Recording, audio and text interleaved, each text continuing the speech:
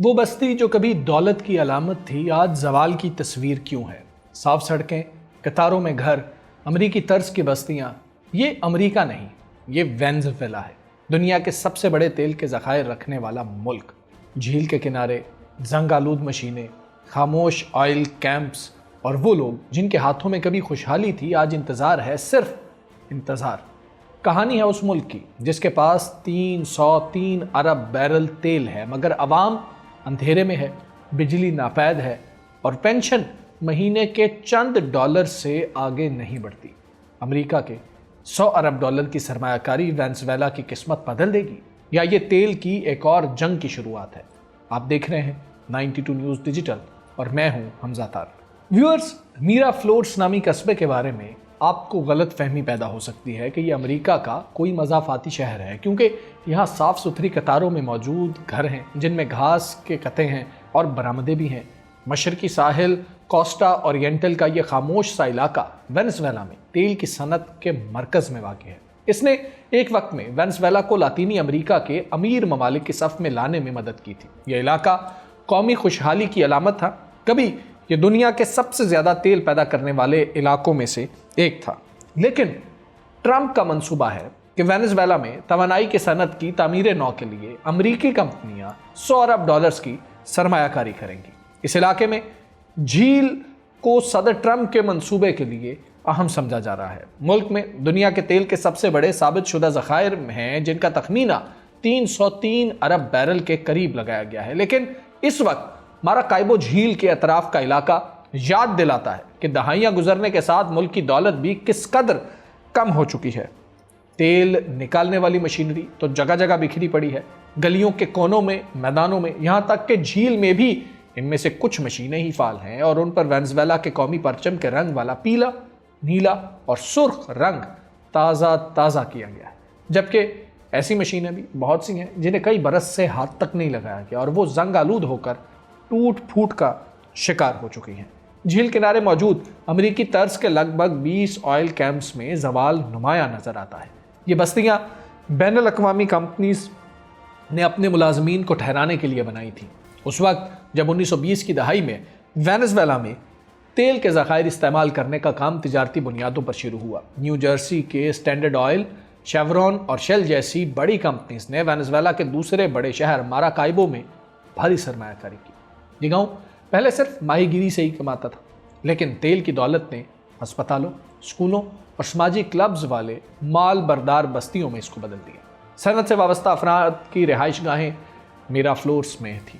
اس قصبے کے بہت سے گھروں کے مکین اب جا چکے ہیں، گھروں کا سامان لوٹ لیا گیا ہے، کھڑکیاں توڑ دی گئی ہیں، تاریں نوچ لی گئی ہیں، اور آپ کو بتائیں کہ 1968 کے قریب ایک سادہ سا محلے میں منتقل ہونے والے یہ شخص ہیں، ان کے مرحوم شوہر تیل کی صنعت میں کام کرتے تھے اور رہنے کے لیے انہیں گھر دیا گیا۔ ایک بوسیدہ کرسی پر بیٹھ کر دیواروں سے اکھڑتے گلابی رنگ کو دیکھتے ہوئے ملاگل نے کہا کہ جب ہم یہاں آئے تو گھر اچھی حالت میں تھا۔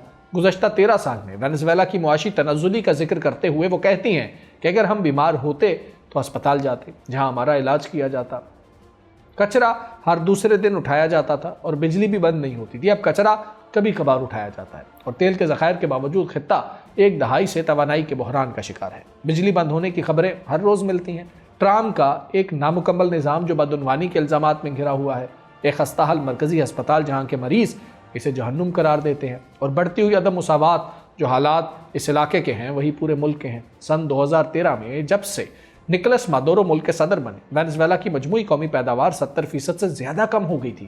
64 سالہ ہوزے تیل کی صنعت میں کام کرنے والے سابق ملازم کے بیٹے ہیں۔ انہوں نے بتایا کہ آپ کو گلیوں میں بچے نظر نہیں آتے، یہاں کوئی نوجوان نہیں رہا۔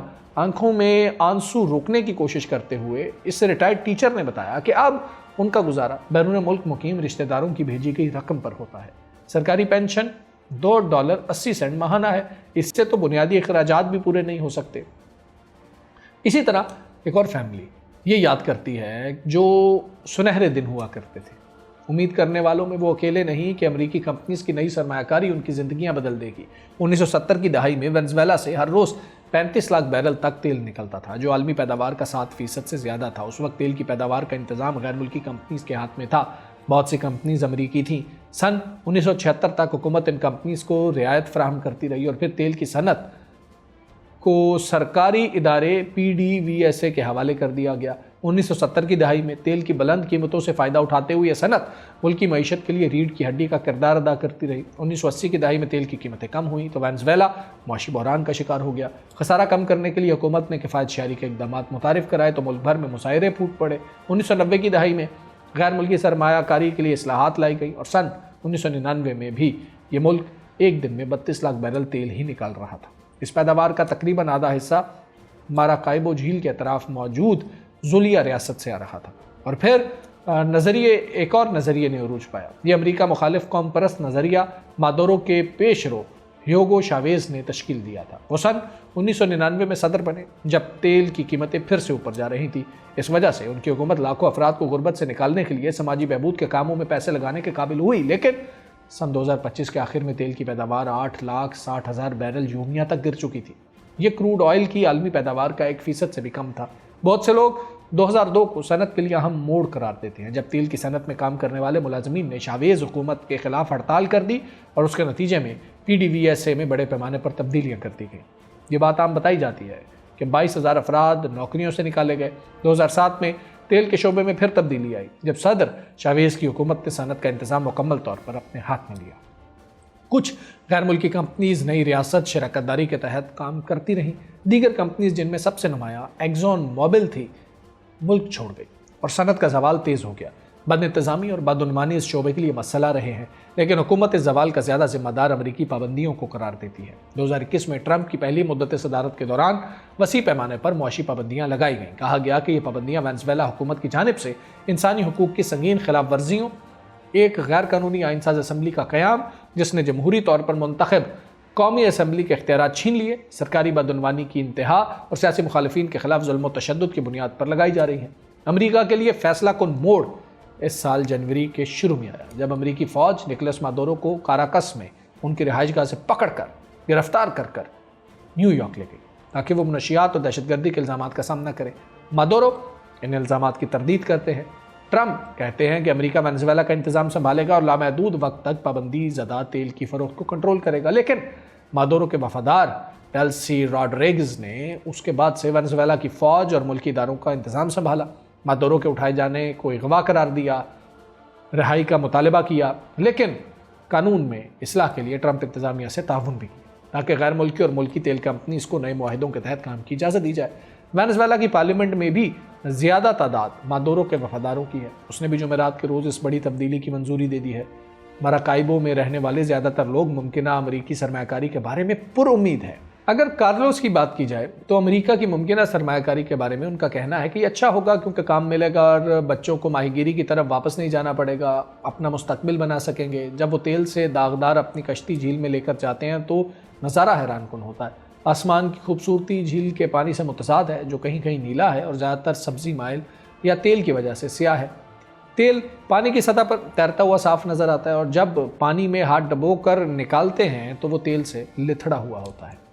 और इस हवाले से वो शिकायत भी करते हैं कि ये दिन ब दिन बदतर ही होता जा रहा है। सब्ज़ स्याह तेल आलूद मछलियाँ कम रह गई हैं, कोई भी मछली हाथ नहीं लगती है। उम्मीद करते हैं कि जब तक तेल की बैनुल-अक़वामी कंपनियाँ वापस आएंगी तो वो झील साफ़ करने में भी मदद करेंगी, जबकि दूसरे लोग मोहतात हैं। एक और माहीगीर कहते हैं कि हमें कोई मसला नहीं कि गैर मुल्की कंपनियाँ वसाइल निकालें, कुएँ खोदें और नौकरियाँ पैदा करें, लेकिन हम किसी की कॉलोनी नहीं बनना चाहते हैं। वो मादुरो के पक्के हामी हैं, लेकिन ये भी तस्लीम करते हैं कि उनका ख़ानदान और साथी मुश्किलात का शिकार है।